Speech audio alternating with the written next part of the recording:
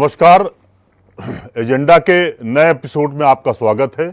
आज हम ईरान और इजराइल के बीच छिड़े युद्ध पर बात करेंगे और ये देखेंगे कि इसका इम्पैक्ट कितना पड़ रहा है। वॉर के पॉइंट ऑफ व्यू से तो अलग है, लेकिन व्यापार और अर्थव्यवस्था देखा जाए या आप कह लीजिए एक्सपोर्ट्स को देखा जाए तो इसका कितना असर पड़ेगा, उसके लिए अलग अलग बात करेंगे। और अभी आपका परिचय कराते हैं दो खास मेहमानों से। डिफेंस एक्सपर्ट के तौर पर डॉक्टर विनोद मोहन मिश्र होंगे हमारे साथ, जो मिलिट्री साइंस के एक्सपर्ट भी हैं, प्रोफेसर भी हैं और लंबे समय तक वो डिफेंस के बारे में पड़ताल भी करते रहे, छानबीन भी करते रहे और ये कह लीजिए वो एक आकलन भी करते रहे कि वास्तव में हिंदुस्तान या दुनिया में किस किस देश के पास डिफेंस की ताकत है, मजबूत ताकत है। दूसरा, व्यापार के क्षेत्र में कह लीजिए या एक्सपोर्ट के क्षेत्र में कह लीजिए और हिंदुस्तान पर उसका कितना असर पड़ेगा, ये हम तलाशेंगे। हमारे साथ फीटा के ज्वाइंट सेक्रेटरी हैं उमंग अग्रवाल जी, तो दोनों लोगों से अलग अलग बात करेंगे। लेकिन पहले आपको ये एक थोड़ा सा भूमिका के तौर पे बताना चाहेंगे कि इजराइल ने नातांज जो परमाणु संयंत्र है उस पर तीखा हमला किया ईरान के। ईरान उससे तिलमिला गया। तमाम उसके करीब 23 से 24 उसके मिलिट्री ऑफिसर्स और तमाम वैज्ञानिक मारे गए। उसके बाद उसने जवाबी हमला तेल अवीव पर किया। इजराइल को काफ़ी नुकसान हुआ है।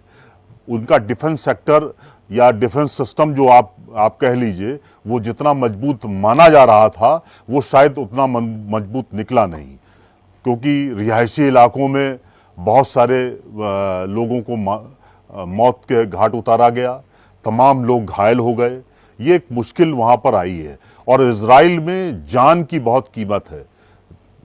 वैसे तो जान की कीमत सब जगह है, लेकिन छोटे देशों में बहुत ज़्यादा 96 लाख पॉपुलेशन है इजराइल की, वहाँ एक एक व्यक्ति की बहुत जान की कीमत होती है।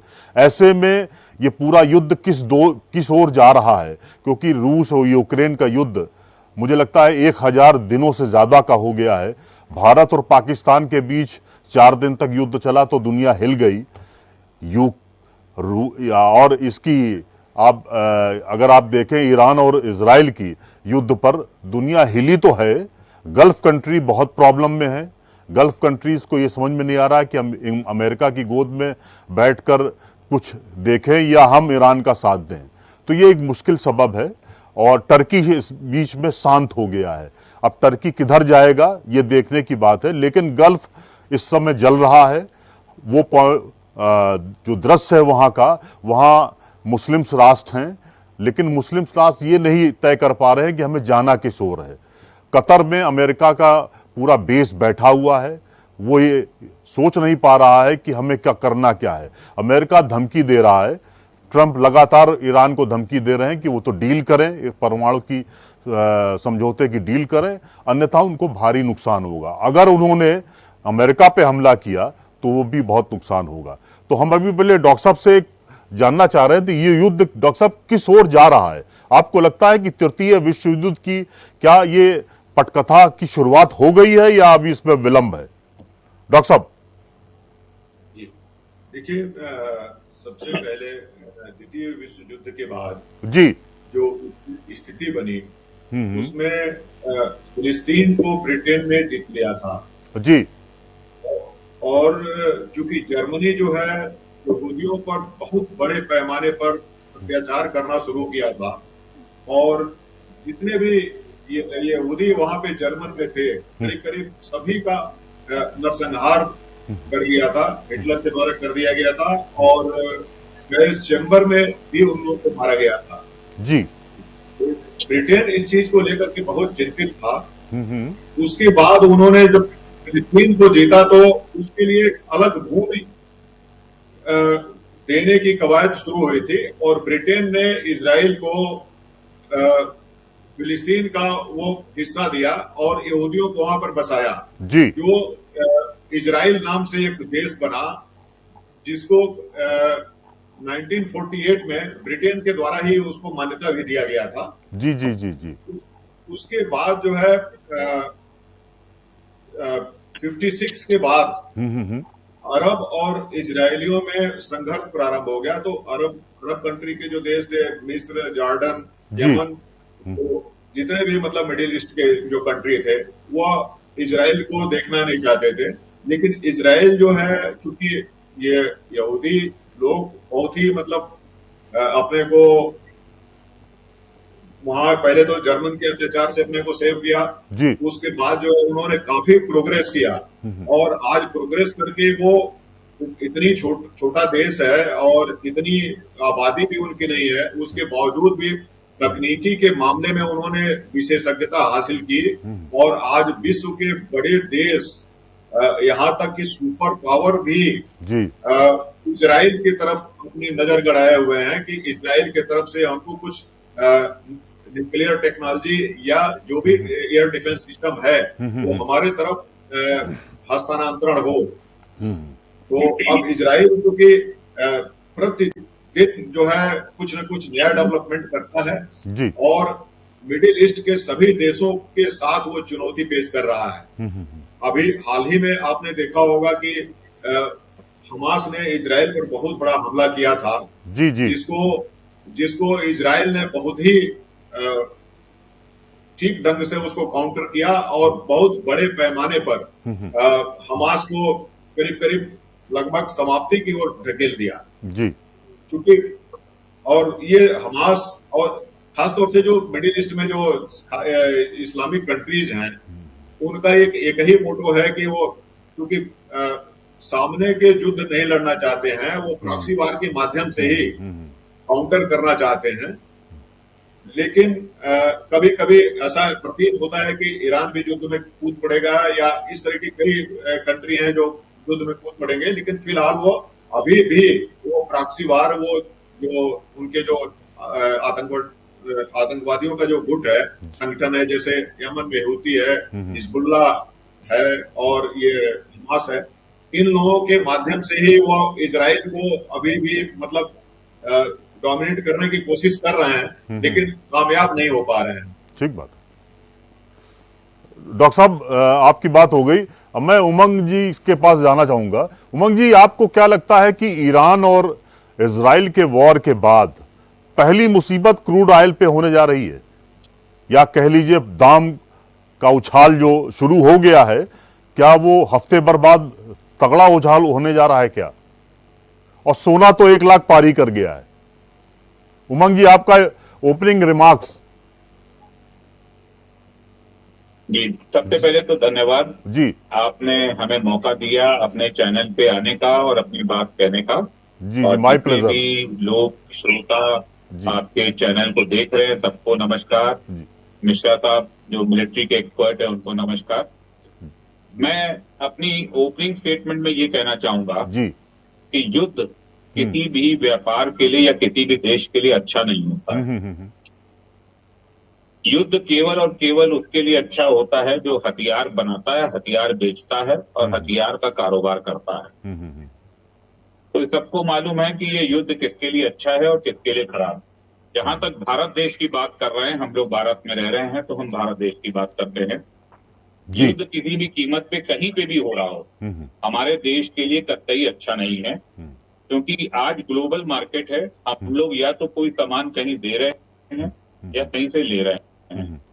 दोनों ही सूरतों में हम लोगों को नुकसान होगा निश्चित तौर पे। अच्छा। कहीं भी युद्ध हो रहा उससे नुकसान होता है। भारत पाकिस्तान का युद्ध हुआ तो आपने देखा 4 दिन में पूरा भारत देश दहल गया था, दहन गया था कि क्या होगा। हमको चिंता नहीं थी कि पाकिस्तान हम पे क्या हम सक्षम है कि नहीं, जी। वो हम निश्चिंत थे। मगर आर्थिक रूप से जब आप बात करेंगे तो हर बार हर आदमी परेशान होता है, क्योंकि युद्ध कहीं में भी व्यापार के लिए अच्छा नहीं। ठीक कह रहे हैं आप। अब आ जाते हैं सबसे पहले ऑयल पे। चिंता हम लोग को लगती है ऑयल की, क्योंकि उस पर सीधा इम्पैक्ट आता। जी जी जी। आज आप देख मार्केट, गोल्ड, बुलियंस और ऑयल, ये 3 चीजें होती है जो सबसे इफेक्ट होती है और चंद मिनटों में फिर। जी जी। आज आप स्टॉक मार्केट की हालत देख लीजिए, चाहे की हालत देख लीजिए। गोल्ड आज एक आम आदमी की पहुंच से बाहर हो गया है, ऑलमोस्ट बाहर हो गया। जिनको अपने बच्चों की शादी करनी है निकट, उनके लिए ये बहुत ही मुसीबत की बात हो गई है जी। और चिंता की बात हो गई है कि वो कैसे अपनी शादी करेंगे। ये बहुत खराब स्थिति उत्पन्न हो रही है। ऑयल निश्चित रूप से अगले कुछ दिनों में, अगर ये युद्ध नहीं थमा, जिसके आसार तो नहीं लग रहे हैं फिलहाल, जी जी जिस तरह से सभी देश आपस में जो तीखी वार्ता कर रहे हैं और कहीं पे भी कोई समझौते के आसार अभी दिख नहीं रहे हैं, तो ना कोई ऐसा मध्यस्थ देश आ रहा है जो इनको समझौते की टेबल पे बैठा पाए, जी। तो ऐसा लग रहा है कि निश्चित रूप से ऑयल में भी दिक्कत आएगी। और क्रूड ऑयल चूंकि हम वहां से आयात करते हैं, तो क्रूड ऑयल अपने आप में केवल ऑयल नहीं है, और भी बहुत सारे हमारे पेट्रोलियम प्रोडक्ट्स हैं, प्लास्टिक्स हैं, उन सब का भी मेन इंपोर्ट रिसोर्स है और मेन रॉ मटेरियल है। नहीं उमंग जी, साथ में चावल है। जी जी जी जी बताएं। हाँ, नहीं आप कैरी ऑन करिए, कैरी ऑन। जी जी। ऑयल के साथ साथ सबसे बड़ी दिक्कत और भी आएगी कि केवल ऑयल ही नहीं है, हम चावल, चाय, दवाइयां और न जाने कितनी चीजें हम वहां से, ड्राई फ्रूट हैं, उन सभी पे हमको दिक्कत आनी निश्चित है। और युद्ध कहीं पे भी इसको अभी रुकने वाला नहीं है, और युद्ध होने पे इनकी कीमतें बढ़ेंगी। ठीक बात है। दूसरी चीज जो मैं बताना चाह रहा था, मैं आगे कंटिन्यू कर लूं अपनी बात? हाँ बिल्कुल, हाँ बिल्कुल बिल्कुल बिल्कुल, carry on sir, carry on जी। सबसे बड़ी दिक्कत हम लोग को एक और आएगी। आज हम जितना भी, देश की इकोनॉमी हमारी स्थिर तभी रहती जब हम एक्सपोर्ट्स करते हैं। हाँ, और एक्सपोर्ट्स के लिए हमें समुद्र का पानी चाहिए। आप देखिए किसी तरीके से ये हरमोज का जो रास्ता है ये बंद हो जाएगा इनके युद्ध की वजह से, और हमें अपना मिल करके हमें रीरूट करना पड़ेगा अपने सारे क्षेत्र। ये एक बहुत ही महंगा सौदा होगा इसका, ईशो का, और ये एक्सपोर्ट बहुत महंगे हो जाएंगे। तो कहीं इसका असर आयातक भारत से या इधर के एशियन कंट्री से समाज वो अवॉइड करेगा, वो चाहेगा भी, तो इसका असर हमारे निर्यात पे भी निश्चित हमें रास्ते बदलने पड़ेंगे। जी। दूसरा, 10 लाख से ज्यादा आप समझ लीजिए गल्फ में है, हाँ, जो यहाँ नौकरी करने गया हुआ है। हाँ हाँ हाँ। आज वो जब वहां कमाते हैं, किस परिस्थिति में वो रहते हैं वो वही जानते हैं, मगर वो यहाँ पे अपने परिवार को पैसा भेजते हैं मेहनत करके। और ये युद्ध बढ़ने की स्थिति में यूएई हो जाए, चाहे मिडिल ईस्ट हो जाए, अरेबिया हो जाए, चाहे ओमान हो जाए, चाहे कतर हो जाए, इन सभी शहरों पे, इन सभी जगहों से हमारे जो भाई है, जो हिंदुस्तान के लोग हैं, जो वहां पे काम करने के लिए गए हुए हैं किसी भी रूप में, उनके ऊपर असर पड़ेगा। और कहीं ना कहीं अगर उनको वापसी करनी पड़ी तो एक बहुत बड़ा गहरा आर्थिक संकट एक मध्यम वर्ग और निम्न वर्ग पे पड़ जाएगा, जो भारत के ऊपर एक बहुत बड़ा बोझ रहेगा। आप ठीक कह रहे हैं, अफोर्ड, मतलब इंडिया शायद अफोर्ड ना कर पाए, यहाँ के नागरिक ही उसको अफोर्ड नहीं कर सकते हैं। ये बहुत बड़ा, बहुत ठीक है, उन लोगों को होगा जो हैंड टू माउथ रहते हैं, जिनके लोग कमाते हैं, एक आदमी कमाता है और शायद पूरा परिवार खाता है। मैं उमंग जी आपसे पूछना चाह रहा था, मैं डॉक्टर साहब के पास अब उसके बाद जाएंगे। Federation of international trade association, वो उसने इस युद्ध को लेकर 2-3 दिन में कोई असेसमेंट किया है, या मीटिंग करके कहीं कुछ ऑफिस बेरर से बात की है कि इसका इम्पैक्ट कितना पड़ेगा और हमको क्या लाइन ऑफ एक्शन तय करना होगा? इस पर कोई डिस्कशन हुआ है या जी? हमारे पास जो हमारे सदस्य हैं और जो इंपोर्टर्स हैं, उन्होंने संपर्क किया है, उन परेशानियां बताई हैं, और हम लोग उन परेशानियों का असेसमेंट करके यही एक बैठक करने जा रहे हैं। इसको हम लोग उद्योग विभाग के साथ और काउंसिल के साथ बैठक करने जा रहे हैं कि हमें जल्द डालने होंगे या दूसरे रास्ते निकालने होंगे। ठीक बात है, क्योंकि ये स्थितियां पहले हम लोग को ऐसा प्रतीत हो रहा था कि 2 से 3 दिन में कुछ बड़े बड़े पड़ेंगे तो शायद स्थितियां ठीक हो जाएंगी, मगर लग रहा है कि युद्ध बढ़ेगा जिस तरह से हम, और एक दूसरे के नुकसान हो रहा है काफी। तो अब हम बहुत जल्दी इस पे बैठक करने जा रहे हैं। ठीक बात है। मैं अब थोड़ा सा डॉक्टर साहब के पास जाना चाह रहा हूँ। डॉक्टर साहब, ये जो युद्ध हो रहा है, आपने देखा ईरान और इजराइल, मतलब उन्होंने अटैक किया, फिर उसके बाद ईरान ने भी अटैक किया, और नातांस में जो परमाणु संयंत्र है उसको लगभग ऑलमोस्ट इजराइल, माना जा रहा है कि इजराइल ने क्रैश कर दिया है। तो इतने सारे उनके जो लोग भी मार दिए गए हैं, साइंटिस्ट मारे गए हैं उनके, तो क्या आपको लगता है परमाणु कार्यक्रम ईरान का उस पर बड़ा ब्रेक लग गया है? 8-10 साल वो शायद रिवाइव नहीं कर पाएंगे? क्या रिवाइवल नहीं है क्या उनका, आपको लगता है डॉक्टर साहब? देखिए, सबसे पहले मैं आपको बताना चाहता हूं जी कि जब इजराइल 1948 में बना, जी तो सबसे पहले ईरान ने ही इजराइल को मान्यता दी। शायद ठीक है, आपको मालूम होगा। हाँ हाँ, ठीक कह रहे हैं आप। और इजराइल से ईरान के बहुत अच्छे संबंध रहे हैं हाँ 79 तक। जी जी जी अयतुल्ला खुमैनी की जब सरकार बनी वहां इस्लामिक क्रांति के बाद और राजशाही समाप्त हुआ, जी उसके बाद ईरान ने मिडिल ईस्ट का शैतान कहना शुरू कर दिया इजराइल को। जी और उसी के बाद से मिडिल ईस्ट के जितने भी कंट्री हैं, करीब करीब इजराइल के संबंध खराब होते चले गए। जी जी जी और आज जो आपने अभी बताया कि चूंकि 3 जगहों पर जी बहुत बड़े हमले इजराइल ने कर दिए हैं, हाँ, जी। नातांस, इस्फहान और तेहरान में, जी जिसमें करीब करीब 400 से ज्यादा लोग मारे गए हैं। हाँ, ठीक कह रहे हैं आप। कई उनके परमाणु वैज्ञानिक भी मारे गए हैं। जी जी जी ये क्योंकि इजराइल चूंकि प्रीएम्प्टिव स्ट्राइक के तहत किया है। इजराइल की जो न्यूक्लियर पॉलिसी है एम्बिगटी है, मतलब वो अभी तक उसने अपनी जो परमाणु आणविक नीति है उसका उसने खुलासा नहीं किया है कि हम फर्स्ट स्ट्राइक के बाद करेंगे या हम पहले करेंगे। उसको इजराइल ने अभी मतलब गोपनीय रखा है कि हम कैसे करेंगे। हर देशों की एक पॉलिसी होती है, लेकिन इजराइल ने इसको नहीं किया। जैसे भारत की थी कि हम पहले अटैक नहीं करेंगे, जब हमारे ऊपर हमला होगा जी। तो हम उसका प्रतिकार करेंगे। लेकिन अभी जो हमारी एक नई सिक्योरिटी काउंसिल बनी आणविक मामलों को लेकर के, जी तो उसमें भारत ने अपनी नीतियों में आमूल चूल परिवर्तन किया। जब अटल बिहारी वाजपेयी जी प्राइम मिनिस्टर थे भारत के, जी तो उस समय भारत ने भी अपने परमाणु नीतियों में परिवर्तन किया, क्योंकि भारत ये देख रहा था कि चूंकि हमारे ऊपर अगर हम इस तरीके से विश्व के सबसे अपने को शांतिप्रिय देश अगर हम साबित करते रहेंगे तो फिर हमारा बहुत नुकसान होगा। इस वजह से भारत ने, क्योंकि अटल बिहारी वाजपेयी जी ने न्यूक्लियर परीक्षण भी किया और उसके बाद भारत को विश्व में एक परमाणु क्लब में शामिल किया। ठीक कह रहे हैं आप।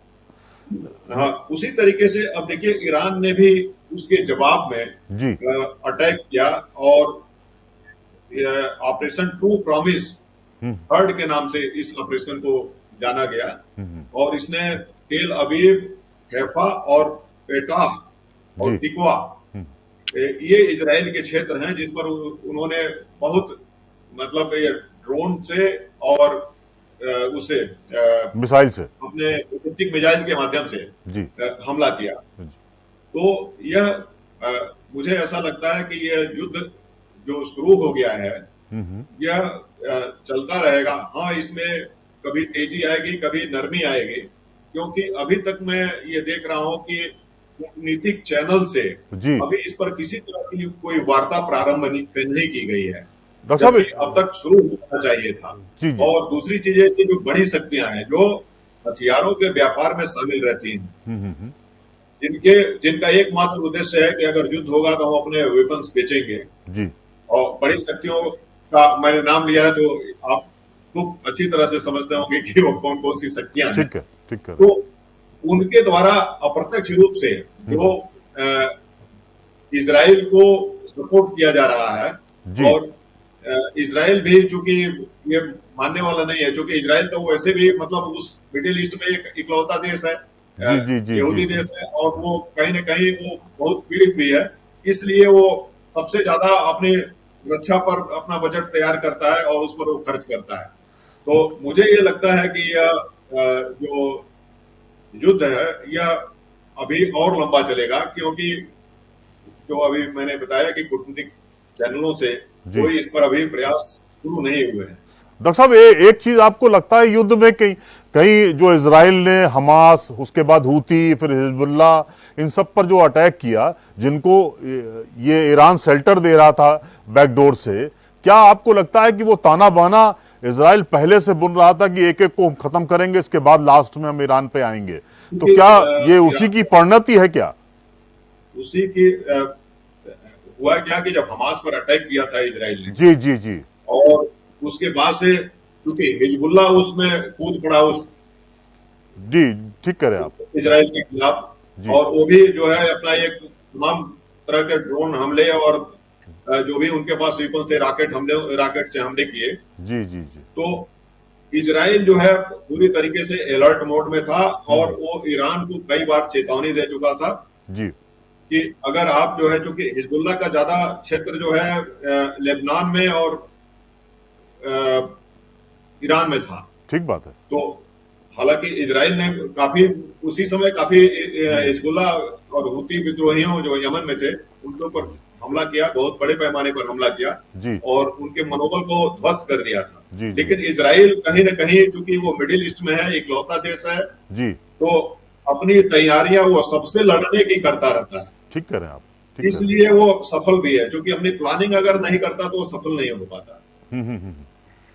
जी, मैं इसलिए उसने सबसे पहले अपने एयर डिफेंस सिस्टम को मजबूत कर लिया है, हाँ। और जो ईरान के द्वारा जो हमले किए गए हैं उसमें 80-90% जी। उस हमलों को इजराइल ने नाकाम किया है। तभी अच्छा। उनके पास जो कैजुअलिटीज हुई है वो मात्र ये समझिए कि अभी तो जो आंकड़ा आ रहा है उसमें 24-25 दिखा रहा है, हाँ, और हाँ, 300 के आसपास घायल दिखा रहा है। जी जी जी, बिल्कुल सही कह रहे हैं आप। मैं जबकि ईरान को उसके मुकाबले काफी नुकसान हुआ है। ठीक कह रहे हैं आप। मैं अब उमंग जी से पूछना चाह रहा था। उमंग जी, मेरी आवाज आ रही है आपको? जी बिल्कुल। शेयर बाजार में उतार चढ़ाव आप देख ही रहे हैं। ईरान ने गैस जी। का उत्पादन ऑलमोस्ट मतलब 90% कम कर दिया है, 10% वो कर रहा है। ये जो परिस्थितियां हैं, जी। कहीं ना कहीं आपको लगता है प्लास्टिक का जो हमारे यहाँ से निर्यात हो रहा था, या कपड़ों का निर्यात हो रहा था, या लेदर का निर्यात हो रहा था, उस पर अब अटैक हम लोगों पर मतलब बड़ा सफर होने जा रहा है क्या मामला? और ये सब चीजें डंप हो जाएंगी, उसके बाद बड़ा मुश्किल मामला आ जाएगा। देश इस समय मुश्किल घड़ी में है। जब से ये ईरान, इजराइल और गाजा हमास जी, हमारे एक्सपोर्ट्स जो है रुक गए थे, और अब तो बिल्कुल ही रुक गया है, जी, क्योंकि अब जाना मुमकिन नहीं है। ठीक बात। और ये सारी चीजों में बहुत दिक्कतें आ रही हैं। यूपी और कानपुर को आप क्या देख रहे हैं? जी जी जी, बोलिए बोलिए। कानपुर, क्योंकि लेदर, कानपुर, कलकत्ता और चेन्नई, जी, ये 3 शहर हैं जो प्रमुखता लेदर का 80% हिस्सा एक्सपोर्ट करते हैं। तो कानपुर को बहुत बड़ा झटका इससे लगेगा, और लग रहा है, जो अब दिनों में खुल के सामने आ जाएगा। सारे हमारे एक्सपोर्टर्स भाई परेशान हैं। अच्छा। और हम लोग इस पे चिंतन भी कर रहे हैं कि इसका हल क्या निकाला जाए, क्योंकि जो कंट्रीज हैं वो हमारे लिए बहुत बड़े एक्सपोर्टर्स भी हैं लेदर के। साथ ही साथ में स्टॉक मार्केट में जो वॉलेटाइल फ्लक्चुएशन आ रहा है वो भी अच्छा नहीं है, क्योंकि हम लोग बहुत दिनों से कहीं ना कहीं एक रिसेशन के साथ जी रहे थे। जी, मुश्किल समय था व्यापार के लिए, और ऐसे समय में इस तरह के युद्ध थोप दिए जाना, ये व्यापारिक परिवेश के लिए बिल्कुल अच्छा नहीं है। उमंग जी, एक थोड़ा सा ये सबसे बड़ा जी, एक चीज जो मैं बताना चाहूंगा, इसका एक असर बहुत ज्यादा रुपए पे भी आएगा। अच्छा। हम लोग इसको रेगुलरली मॉनिटर भी कर रहे हैं और वॉच भी कर रहे हैं कि रुपया, युद्ध के कारण रुपए भी हमारा गिरेगा, एक्सपोर्ट हमारा रुकेगा, तुरंत हमारा रुपया गिरने लगेगा। गोल्ड तेज होगा, ऑयल तेज होगा, एक्सपोर्ट रुकेगा, इसका सीधा असर हमारे रुपए पे आएगा। जी जी। ओवरऑल इकोनॉमी भी हमारी डिस्टर्ब होगी।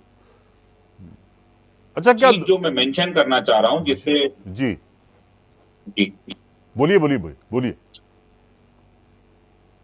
जी डॉक्टर मिश्रा साहब भी सहमत होंगे जी। कि हम अपना जो रक्षा बजट है हाँ। उसको एक सीमित देते थे।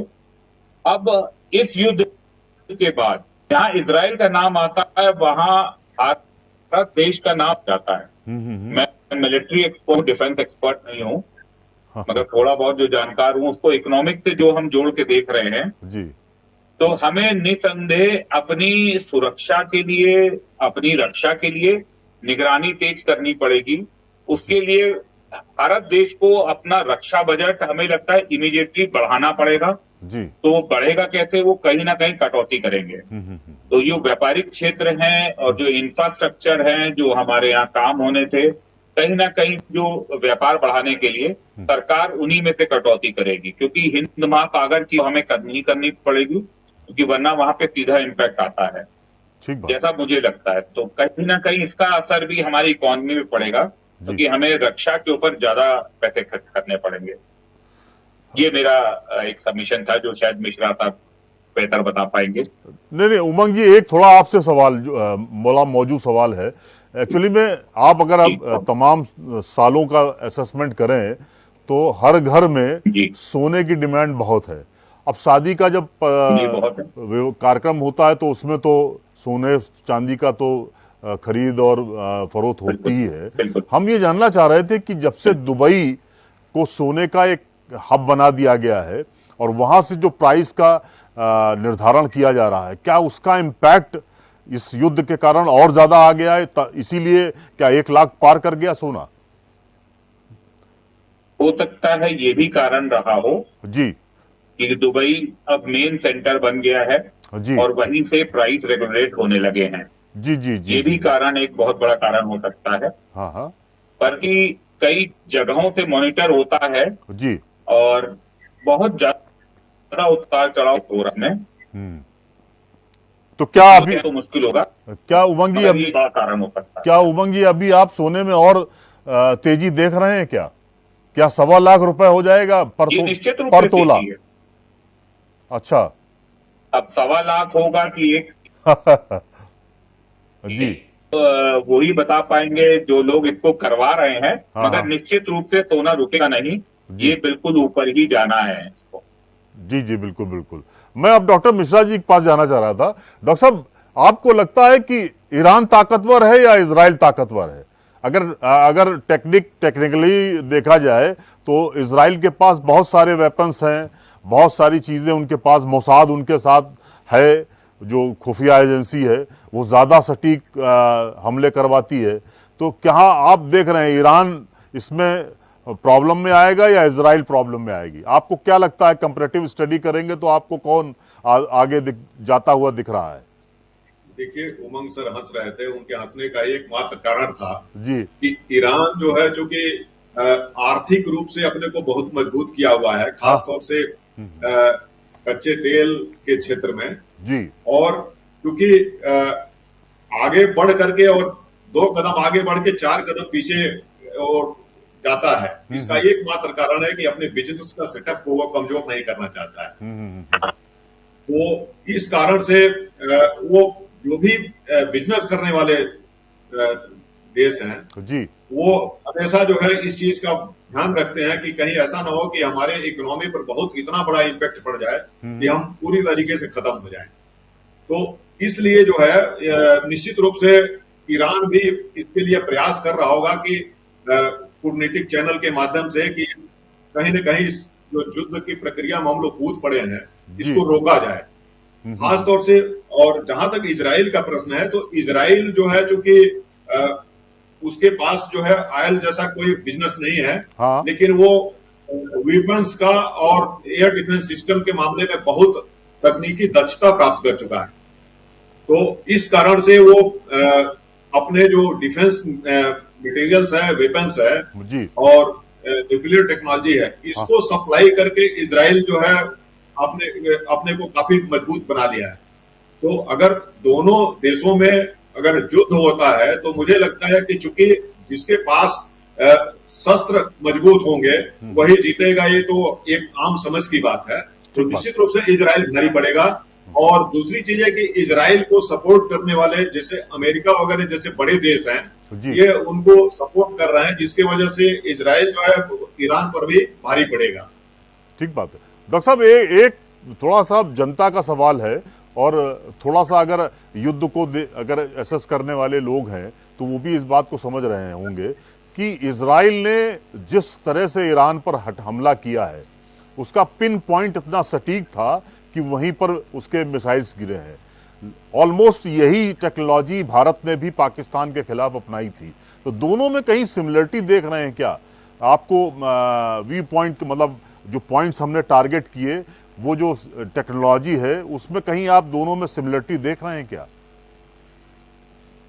अब भारत ने जो जी हमर और एक और जो छोटे जो एक तरीके का जो वेपन्स थे जिसका इस्तेमाल किया था मिसाइल के माध्यम से, वो जो है भारत ने इजराइल से ही एक्सपोर्ट किया था, खरीदा था।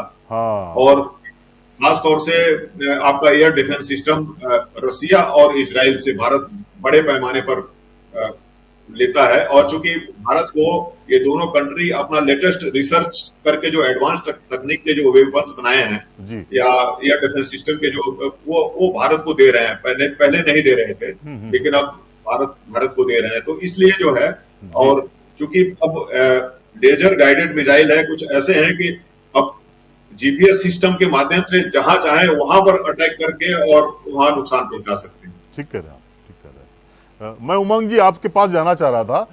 उमंग जी,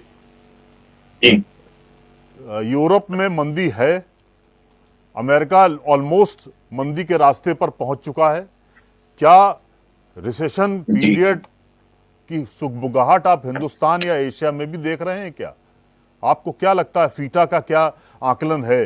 क्योंकि हम जो सब समझ रहे हैं, रूस हुई, यूक्रेन, भारत पाकिस्तान और उसके बाद ईरान इजराइल, तो ये कहीं ना कहीं मुश्किल मंदी की को लेकर करेगा, या मंदी के रास्ते पर हम भी चलने वाले हैं, ऐसा आपको लगता है? हम वैसे दावा तो फोर्थ इकोनॉमी की कर रहे हैं, लेकिन इसमें कहीं ये ब्रेक न लगा दे, ये बड़ा डेंट न मार दे ये युद्ध। आपको लगता है इस तरह की चीजें हो सकती हैं? उमंग जी, कैरी ऑन सर। जी, इसमें हम लोग जो पहलू हैं जो आपने पूछा है जी, इसका एक पहलू है जो आपने बोला कि हम दावा करती है। जी जी जी, तो वो एक अलग विषय है, उस पर हम लोग कमेंट करें उस पर कोई फायदा नहीं है, तो मैं उस पर कोई कमेंट नहीं। अब आप आइए दूसरी बात पे, जो रिसेशन की इंडिया में और एशिया में जी बात की आपने, अमेरिका में, तो हम पहले अब कंट्रीज की रिसेशन की बात ले लेते हैं। जी, अमेरिका खुद इस बात को कई बार बोल चुका है कि वहां पे रिसेशन है, और वो जो गैर अमेरिकी लोग वहां काम कर रहे हैं उनको बहुत तेजी से वहां से विस्थापित कर रहा है, और उनको वहां से अपने मुल्क लौटा रहा है, और अपने यहाँ लोगों को आने के नियम और कड़े कर रहा है। ये चीज हम सभी लोग बहुत दिनों से देख रहे हैं। उनके यहाँ रिसेशन है, और अगर आप इन दो चीजों को एक साथ जोड़ के देखें कि अमेरिका का रिसेशन और शांत पड़े प्रदेशों के साथ आपस में युद्ध होना, ये दो आपस में कहीं ना कहीं कुछ संकेत बनाते हैं। बाकी आप बेहतर बता सकते हैं, मिश्रा सर बेहतर बता सकते हैं, क्योंकि अमेरिका में रिसेशन होने का बहुत बड़ा कारण उसकी हथियार इंडस्ट्री है। जी जी जी जी। दूसरी चीज, इंडिया पे आ जाइए तो इंडिया में रिसेशन लगभग कोविड खत्म होने के बाद से इंडिया के जो मार्केट हैं उनमें रिसेशन था और चल रहा था। युद्ध शुरू होने के बाद से रशिया और यूक्रेन का युद्ध हुआ और ये हमास का युद्ध हुआ, इससे भी हमारे यहाँ कंट्री में व्यापार में बहुत फर्क पड़ा है और रिसेशन का दौर और तगड़ा हुआ है, और हम लोग सब लोग रिसेशन से ग्रसित हैं, और निश्चित रूप से ये युद्ध चलेंगे तो रिसेशन और गहराएगा, और मिडिलमैन और अपर मिडिलमैन, ये दो क्लास जो है वो परेशान होगा। ठीक कह रहे हैं आप। नहीं उमंग जी, आपने बिल्कुल सही बात कही है, क्योंकि इधर एक 6 महीने से ये ये संकेत जरूर कारपोरेट का सेक्टर हो या एमएनसी हो, ये दे रहे हैं कि हम भाई कॉस्ट कटिंग भी करेंगे, और जो हमारे यहाँ एम्प्लॉयज़ का जो अपॉइंटमेंट होता था उसको भी उन्होंने कर्टेल किया है। मतलब वो 40% 30-40% के आसपास उन्होंने कट किया है। तो आपको मतलब हम उस मंदी के रास्ते पर हैं, तो अब इसका इम्पैक्ट तो पूरी इकोनॉमी पे पड़ेगा ना, उसकी पूरा इम्पैक्ट इसका तो इकोनॉमी पे पड़ेगा, सब पे पड़ेगा। जी जी जी जी, पूरी इकोनॉमी पे पड़ेगा। तो इसमें उमंग जी क्या हम बाइफरकेट नहीं कर सकते कि नॉर्दर्न रीजन में ज्यादा प्रॉब्लम आएगी, साउथ रीजन में कम आएगी? इस तरह के कुछ इकोनॉमिक्स बात कर रहे हैं कि नॉर्दर्न रीजन ज्यादा इफेक्टिव हो, इफेक्ट की वजह जी। एक्चुअली युद्ध की वजह से जो प्रोडक्ट्स सबसे ज्यादा इफेक्टेड होते हैं जी करते, वो ऐसा नहीं कि वो नॉर्दर्न रीजन से होता है या सदर्न रीजन से होता है, वो मुल्क के अलग अलग भागों में से होता है। हम आयात भी करते हैं और निर्यात भी करते हैं जी। और जब रुपए गिरेगा तो वो सब पे इफेक्ट डालेगा। उसका इफेक्ट कोई ऐसा नहीं आएगा कि कश्मीर में पड़ेगा और कन्याकुमारी में नहीं पड़ेगा। ठीक कह रहे हैं आप। जो ये बात और है कि जो साउथ के मुल्क है वो सैलरीड मुल्क ज्यादा हैं, जी जी जी, और जो नॉर्थ के मुल्क है वो ट्रेड और मैन्युफैक्चरिंग के मुल्क है। वेस्ट हमारा इंपोर्ट का मुल्क है, ईस्ट हमारा प्रोडक्टिविटी है, जो हमारी कैश क्रॉप्स की प्रोडक्टिविटी है। तो उस हिसाब से उनपे इफेक्ट अलग अलग पड़ सकता है, मगर जो जनरल इफेक्ट पड़ेगा जो आयात निर्यात का और रुपए गिरने का, वो सब पे पड़ेगा और महंगाई भी बढ़ेगी इससे। ठीक बात कह रहे हैं डॉक्टर साहब। आपने उमंग जी की तो बात सुनी ली है, अब आपको लगता नहीं कि अमेरिका इस दो पाटे में फंस गया है? बिल्कुल फंस गया है, और ईरान ने अमेरिका को चेताया भी है, यूरोपियन कंट्रीज को भी चेताया है। और दूसरी चीज है कि अभी सर ने बताया, ये बिल्कुल फैक्ट है कि चूंकि जो स्ट्रेट ऑफ हॉर्मुज है 65% जो है ऑयल उसी रास्ते से एक्सपोर्ट होता है। जी जी जी। तो अगर मान लीजिए युद्ध अगर ये लंबा चलता है, तो निश्चित रूप से पूरे विश्व के अर्थव्यवस्था पर असर पड़ेगा इसका, और बहुत व्यापक असर पड़ेगा। अच्छा। इसलिए मुझे लगता है कि एक्सपर्ट्स जो भी हैं, बड़े देशों के या छोटे देशों के जो भी है, वो जरूर इसके लिए प्रयास कर रहे होंगे कि इस युद्ध को रोका जाए, क्योंकि दोनों जो राष्ट्र हैं वो न्यूक्लियराइज्ड हैं। और अगर कहीं यह बात आगे तक बढ़ती है, या क्योंकि इजराइल जो है अपने एक एक नागरिक का हिसाब रखता है, वो एक नागरिक अगर इजराइल का मरता है तो उसके लिए वो कितने को मार सकता है, इसकी कोई सीमा नहीं है। तो इसलिए जो है इस युद्ध को रोकना ही बेहतर होगा, और इसके लिए जितने भी फॉरेन के बड़े राष्ट्रों के जो नीति निर्धारक लोग हैं जी, उनको निश्चित रूप से इस पर बहुत सख्त और कड़े कदम उठाने चाहिए कि जिससे कि युद्ध को रोका जाए। हालांकि इसमें जो वेपन्स के जो व्यापारी हैं, हथियारों के जो सौदागर हैं जी, वो किसी भी कीमत पर इस युद्ध को रोकना नहीं चाहते हैं। वो चाहते हैं कि युद्ध जो है थोड़ा लंबा चल जाए।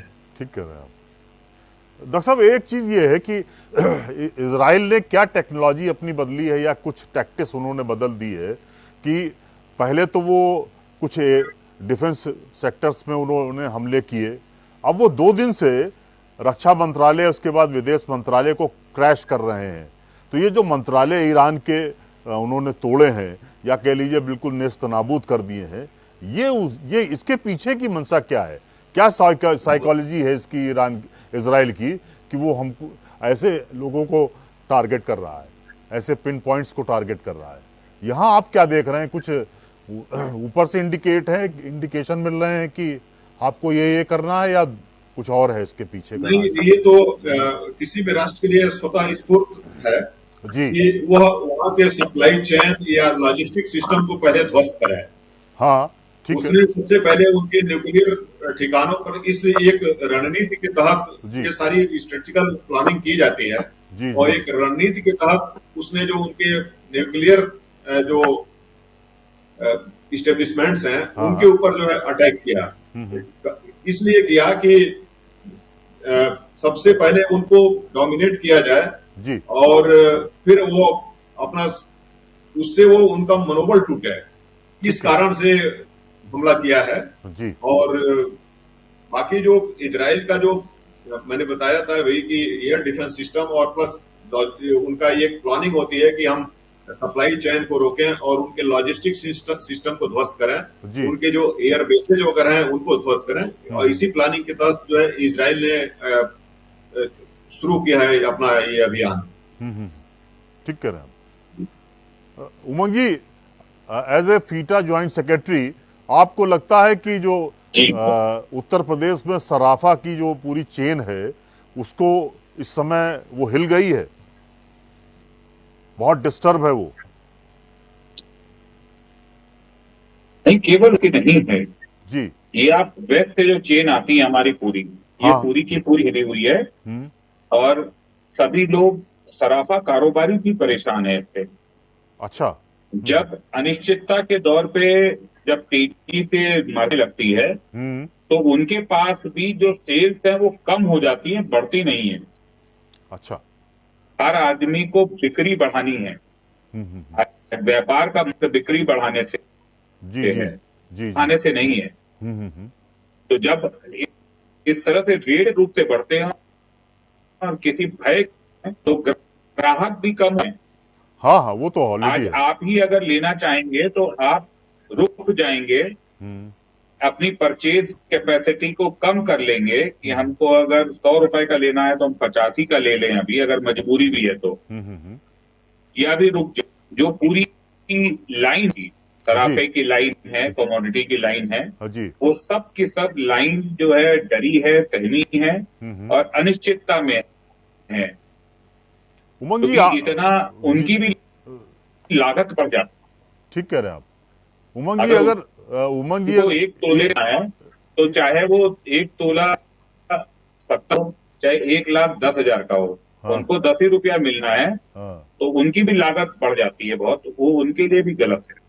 ठीक कह रहे हैं आप। उमंग जी अगर 90 रुपए पर डॉलर हो गया तो आप क्या खतरा देख रहे हैं? जी जो लग रहा है कि 90 रुपए का डॉलर आने वाले 10-15 दिन में या एक महीने में हो जाएगा, फिर उसके बाद का क्या खतरा देख रहे हैं आप, जब रुपया का इस लेवल पे अवमूल्यन होगा? तो आपको क्या लग रहा है कि बैंक में रुपए रखने का कोई महत्व? सबसे ज्यादा असर जो लोग बैंक में रुपए रख, जी सबसे ज्यादा असर उस पे आएगा क्योंकि उस रुपए का कोई महत्व तो कम हो जाएगा, वो बहुत ज्यादा महत्व नहीं रहेगा। क्योंकि इंटरेस्ट इनकम का कोई फायदा नहीं गिर जाएगा। तो ठीक कह रहे हैं दूसरा, हमारे जो नेशनल ट्रेड उस पे बहुत फर्क पड़ेगा। परचेज पावर भी कम हो जाएगी, जी हमें जो पैसा मिले वो हमें बहुत कम मिलेगा। इसका असर व्यापक रूप से पूरे सब जगह पड़ेगा और कहीं ना कहीं इससे एक मंदी और आ जाएगी। ठीक कह रहे हैं। ओवरऑल इम्पैक्ट आप देख रहे हैं इसका, बहुत मतलब ग्रास रूट लेवल से लेकर अपर लेवल तक इसका मतलब डीप इम्पैक्ट देख रहे हैं आप, अगर 90 रुपए के आसपास पर डॉलर हुआ तो तो इसका आप काफी इफेक्ट। जी जी बिल्कुल सही कह रहे हैं आप। डॉक्टर साहब आपके पास, आपने सब देख ही लिया, क्या आपको लगता है कि रशिया और चीन जल्दी ही आने वाले हैं क्या इस गल्फ वॉर में? क्योंकि कल चीन ने एक इंडिकेशन दिया है कि भाई इसको खत्म किया जाना चाहिए, अदरवाइज हमें भी सोचना पड़ेगा। तो इस उनके विदेश मंत्रालय ने इस तरह की बात जो की है, इसका मतलब कहीं ना कहीं वो थॉरो स्टडी कर रहे हैं कि इसके ज़्यादा अगर मामला बढ़ेगा तो हम इसमें इंटरवीन करें या हम इसमें शामिल हों। आपको लग रहा है, कुछ ऐसा देख रहे हैं आप? चाइना जो है चूंकि जी जितने भी डिस्ट्रक्टिव कंट्री हैं हाँ हाँ और वो उसको हमेशा जो है सपोर्ट करता है, या जो टेररिज्म को सपोर्ट करते हैं। हालांकि चीन की मंशा भी रहती है कि उसके हथियारों का इसी बहाने जो है लोग परचेज करेंगे और हथियारों की बिक्री करना है। जी तो जी जी। और खासतौर से रसिया भी अब इसी तरह के, हालांकि रसिया चूंकि सबसे बड़ा ऑयल एक्सपोर्टर है, भारत सबसे ज्यादा इस समय रूस से ही कच्चा तेल खरीद रहा है। ठीक बात है, तो ठीक बात। तो इस समय जो है अच्छा, चीन चूंकि बिजनेस करने वाला राष्ट्र है और वो सीधे सीधे प्रत्यक्ष रूप से किसी भी युद्ध में नहीं कूदेगा, और प्रत्यक्ष रूप से वो हथियारों की सप्लाई कर सकता है। जी जी। और रसिया हमारे ख्याल से रसिया और अभी कुछ कंट्री जो है इस पर जो है सख्त कदम उठाने की सलाह दिए हैं। हाँ, अब हाँ, देखिए आगे क्या करते हैं। जी जी जी जी। फिलहाल तो उसमें तो डॉक्टर साहब अब बड़ा मतलब जो स्टेज है युद्ध की, उसमें तो मुझे नहीं लगता है कि दोनों लोग पीछे हटने को तैयार हैं अभी फिलहाल।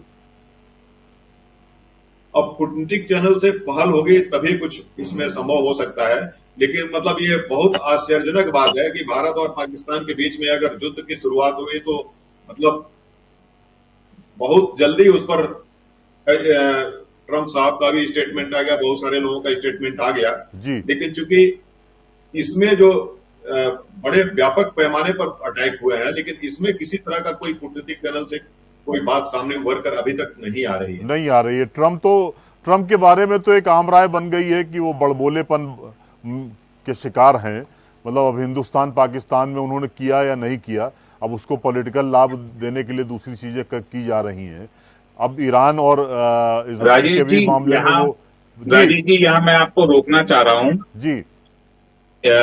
मेरे ख्याल से ट्रंप को बड़बोलेपन की जगह उनको बहुत ही ज्यादा एक बड़े आर्थिक लाभ लेने वाले व्यक्ति के रूप में देखना चाहिए। आप उनके हर डिसीजन को देखिए, हाँ। तो कहीं ना कहीं उसमें एक अर्थ की भावना छुपी हुई है और बड़ा ही अर्थ का खेल और अर्थ का बड़ा ही झोल झाला होता है।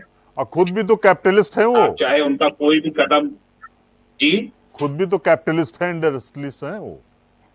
खुद कैपिटलिस्ट भी हैं और उनको अर्थ के बारे में बहुत अच्छी नॉलेज है। और वो जानते हैं कि उनका हर कदम फाइनेंस इफेक्टिव होता है। जी। हम लोग भले ही उसको आम भाषा में चाहे उनको कैसे भी कह लें, मगर हर जगह उनका फाइनेंशियल बेनिफिट्स ही वो देखते हैं। जी। और अपनी कंट्री के लिए और अपने लिए निश्चित रूप से वो हर कदम में वो वही देखते हैं। और अगर उस एंगल से आप उनकी हर चीज को देखिए, हर डिसीजन को देखिए, तो आपका कि नहीं, ये डिसीजन उन्होंने हो सकता है इकोनॉमिकल बेनिफिट के लिए, इस बेनिफिट के लिए लिया हो, ये क्लियर हो जाता है उसके बाद। नहीं उमंग जी, एक ये बात तो क्लियर है कि इजराइल बिना अमेरिका के इंडिकेशन के दिए हुए, हरी झंडी दिए हुए ईरान पर कैसे इतना बड़ा अटैक कर सकता है। तो इसके पीछे की कहीं ना कहीं मतलब मौन स्वीकृति तो है ही है। होता है किसी भी कंट्री में, जी, किसी भी मुल्क में कोई भी युद्ध हो रहा है, उसके पीछे दादागिरी नहीं है। हाँ। अब दादागिरी में युद्ध नहीं होता, आंखें दिखाने में युद्ध नहीं होता। जी जी जी। अब सारी चीजें अर्थ से जुड़ी हुई है, यानी कि फाइनेंस से। ठीक कह रहे हैं। कहीं हर जगह इकोनॉमी का खेल है और मिश्रा बात को वो समझा दे बेहतर। तो कहीं ना कहीं इकोनॉमी जरूर है हर युद्ध के पीछे, जो हम लोग देखते हैं। ठीक बात है। उमंग जी, हमारा लेदर हब है कानपुर, बाकी और इंजीनियरिंग का भी हब मान लीजिए। क्या आपको लगता है इस युद्ध से यूपी को काफी दिक्कत होने जा रही है, इकोनॉमी के पॉइंट ऑफ व्यू से, अगर हम आपसे बात करना चाहें?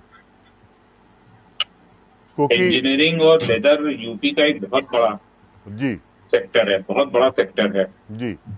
और कानपुर में तो ओडीओपी है, लेदर वन डिस्ट्रिक्ट प्रोडक्ट है जी। तो बहुत बड़ी दिक्कत होगी निश्चित रूप से, आगे बहुत दिक्कत आ रही है। क्योंकि ये युद्ध अगर नहीं थमा, तो आप ये समझ लीजिए कि बहुत सारे और मुल्क भी इसमें शामिल हो जाएंगे। तो थर्ड वर्ल्ड वॉर की पृष्ठभूमि ये है, दिख रही है आपको कहीं ना कहीं? अगर थर्ड वर्ल्ड वॉर का नाम नहीं देंगे तो भी लगभग इकोनॉमिक थर्ड वर्ल्ड वॉर तो क्लियर कट दिखाई दे रहा है हम लोगों को। उसका ये पूरा ताना बाना बुन गया है, मुझे लगता है। सही आपकी मेरे ख्याल से बुन गया है और शुरुआत हो गई है। बिल्कुल सही बात कह रहे हैं। मैं डॉक्टर मिश्रा जी से पूछना चाह रहा था, डॉक्टर साहब, हथियारों की होड़ इस युद्ध के बाद पूरी दुनिया में और तेज होने जा रही है क्या? मेरा ये मानना है कि सेकेंड वर्ल्ड वार के बाद से जी। जो दोनों महाशक्तियों के बीच जो है शीत युद्ध का प्रारंभ हुआ, उसी समय से शस्त्रों की दौड़ भी प्रारंभ हो गई थी, जो आज भी कायम है। और ये शस्त्रों का जो एक मतलब हम लोग डिफेंस की भाषा में दौड़ कहते हैं, और आम भाषा में इसको शस्त्रों की होड़ कहा जाता है। तो हाँ, निश्चित रूप से मेरा ये मानना है कि द्वितीय विश्व युद्ध के बाद से जो शस्त्रों की दौड़ बढ़ी है और ये बहुत आगे तक जाएगी। और इस समय प्रत्येक राष्ट्र जो है शस्त्र संचय करने में लगा हुआ है। एक बार मैं आइंस्टीन का एक कोटेशन मैं पढ़ रहा था, तो उसमें उन्होंने लिखा था कि जब हम बहुत ढेर सारे खिलौनों को एकत्र कर लेंगे, तो कब तक इनसे हम खेलने से दूर रहेंगे। तो उसी तरीके ये शस्त्रों के बारे में उन्होंने कहा था। तो अगर सभी राष्ट्रों के पास जो है इतने बड़े पैमाने पर वेपन्स इकट्ठा हो जाएंगे, तो निश्चित रूप से वो कहीं ना कहीं उसका इस्तेमाल तो करेंगे ही करेंगे। अगर करेंगे तो निश्चित रूप से हम तीसरे विश्व युद्ध की ओर अग्रसर होंगे। डॉक्टर साहब, एक चीज मैं आप देख रहे होंगे, तमाम सारे युद्ध चल रहे हैं, रूस हो, यूक्रेन हो, इंडिया पाकिस्तान हो, और ईरान और इजराइल के बीच में ये ड्रोन का इस्तेमाल ज़रूरत से ज़्यादा हो रहा है। तो क्या आपको लगता है आने वाला जो भविष्य आप देख रहे हैं उसमें जो युद्ध होगा वो ड्रोन बेस्ड वॉर होगी, ये आप देख रहे हैं? क्योंकि ड्रोन को लेकर करीब 125 देश ऐसे हैं जो ड्रोन टेक्नोलॉजी पर हर दिन काम कर रहे हैं, नई नई टेक्नोलॉजी ला रहे हैं। तो आपको लगता है कि ड्रोन बहुत इफेक्टिव माध्यम हो गया युद्ध का? जी डॉक्टर साहब। ड्रोन अटैक मतलब ड्रोन तो इस समय और साइबर अटैक मतलब युद्ध के जो नए तकनीकी सिद्धांत हैं जी, या जो तकनीक है उसका जो है बड़े पैमाने पर प्रयोग होगा। सबसे पहले चीन देखिए कई देशों पर साइबर अटैक करवाता है, उनके बैंकिंग सिस्टम को ध्वस्त करता है। तो इस तरीके से हमें लगता है कि चूंकि टेक्नोलॉजी जो है अब इस शस्त्रों से भी बहुत ज्यादा आगे हो चुकी है। अब ये पूरा ये नेटवर्क सिस्टम के आधार पर किसी भी देश की अर्थव्यवस्था को कभी भी डैमेज किया जा सकता है। ठीक कह रहे हैं आप, ठीक कह रहे हैं। तो तमाम तरह के मतलब अब उपागम जो है सभी राष्ट्रों के पास धीरे धीरे बढ़ते जा रहे हैं। तो एक मात्र अब लड़ाई शस्त्रों तक ही सीमित नहीं रह गई है कि यह जो है अब आपका आर्टिफिशियल इंटेलिजेंस है, मशीन लर्निंग है, साइबर अटैक्स है, ये तमाम ऐसे टूल्स आ गए हैं कि जिससे किसी भी कंट्री को कभी भी खतरा पहुंचाया जा सकता है। ठीक कह रहे हैं आप, ठीक कह रहे हैं। अभी देखिए जो प्लेन क्रैश हुआ है इसमें भी ये बात आ रही है कि जैसे बिपिन रावत जी का जो हमारे हेलीकॉप्टर क्रैश हुआ था उसमें भी ये बात उभर के सामने आई थी। अभी जो एक प्लेन जो क्रैश हुआ है उसके बारे में भी ये खबरें आ रही है कि उस प्लेन को भी किसी कंट्री ने जैम कर दिया, उसके इंजन को। तो एक कुछ भी हो सकता है, इस संभावना से इनकार नहीं किया जा सकता। डॉक्टर साहब, एक थोड़ा सा आपका मतलब क्लोजिंग रिमार्क्स चाह रहे थे। क्या आपको लगता है कि ओवरऑल इस युद्ध ने पूरी दुनिया को 2 धड़ों में बांट दिया या 3 धड़ों में बांट दिया? आप देख रहे हैं, ऐसा लगता है? क्योंकि हमको जो यहाँ से लग रहा है और जो नैरेटिव बनाया जा रहा है या कह लीजिए जो परसेप्शन इस पूरे युद्ध के बाद आ रहा है वो यही है कि पूरी दुनिया जो है 2-3 भागों में बट गई है। हालांकि इस पर G7 में हो सकता है, प्रधानमंत्री कनाडा गए हुए हैं, वहाँ कुछ जो बड़े राष्ट्र हैं वो मिलेंगे। क्या आपको लगता है G7 भी कहीं कुछ रिजल्ट कर दे पाएगा इस युद्ध को रोकने में?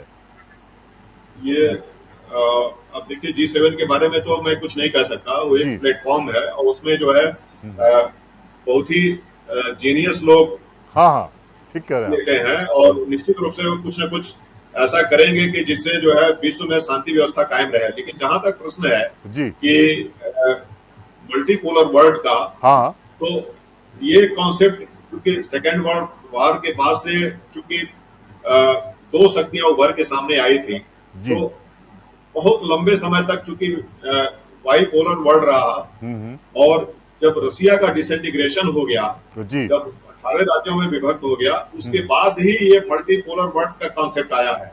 जी। तो ये निश्चित रूप से आपका कहना सही है, मैं आपकी बातों से सहमत हूँ जी। कि अब जो है ये पूरा विश्व जो है ये कई ग्रुप में विभक्त हो चुका है, ठीक बात है। और अपने अपने नेशनल इंटरेस्ट के हिसाब से राष्ट्र जो है उन गुटों में शामिल होते हैं।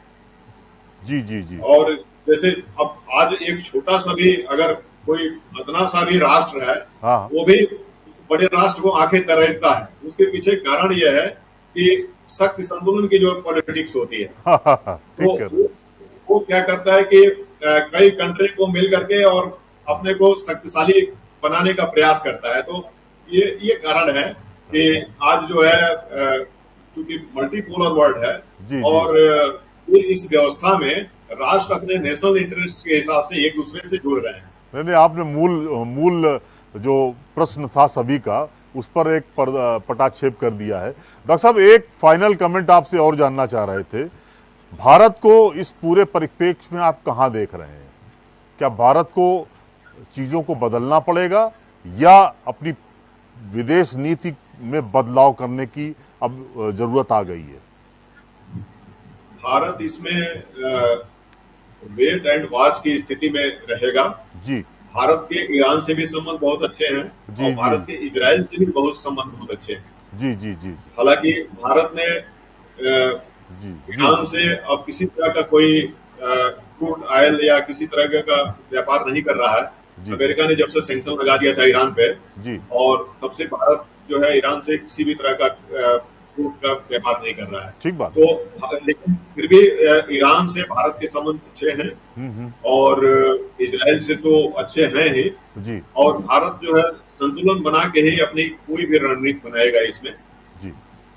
ठीक हाँ, है। ये इसमें एक चीज और देखने को मिल रहा है कि जो हमारे करीब करीब इन दोनों देशों में मिला करके 80-85 लाख हमारे जो नागरिक हैं, उनकी सुरक्षा का सबसे बड़ी चिंता है कि अगर युद्ध ये आगे खिंचता है तो फिर चूंकि वो भी ज्यादातर वहां पे कुछ ही लोग होंगे, उसमें से 2-4% ऐसे लोग होंगे जो बहुत अच्छे पदों पर काम कर रहे होंगे, बाकी सब छोटे छोटे पदों पर काम करते हैं, और उनकी सुरक्षा की सबसे बड़ी चिंता है।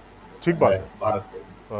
उमंग जी, आपका क्लोजिंग रिमार्क्स क्या है इस पूरे युद्ध को लेकर, व्यापारिक दृष्टि से देखा जाए और अर्थव्यवस्था के परिप्रेक्ष्य में देखा जाए, तो आपका क्लोजिंग रिमार्क्स क्या है?